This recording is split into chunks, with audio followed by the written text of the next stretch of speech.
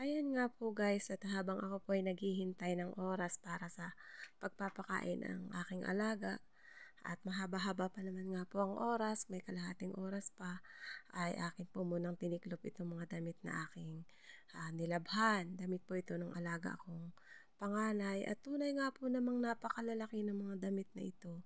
Halos tatlong katawan ko ay pwedeng pumasok sa mga damit na ito. Yan nga.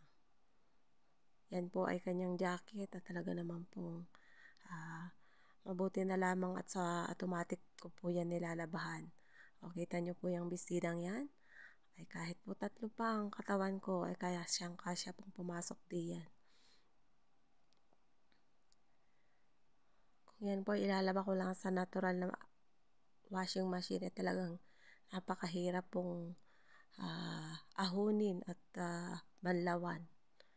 Kaya mabuti po at may automatic din silang washing machine, kaya doon ko na lang po sila nilalabhan. Pakalaking babae po ng alaga kong iyon. Yan. Nagmamadali na nga po ako diyan dahil marami po yan, isang puno pa sa basket. At hindi nga po kinaya lahat na maisampay kagabi, kaya yung iba po ay kanina ko lang din isinampay.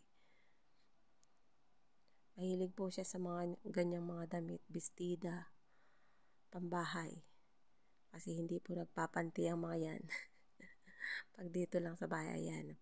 Paalam na nga po at thank you for watching guys. Sana po ay pagtiyagaan yung panoorin ang aking mga video. Maraming salamat po sa inyong suporta. At thank you very much po sa inyong lahat. Thank you, thank you.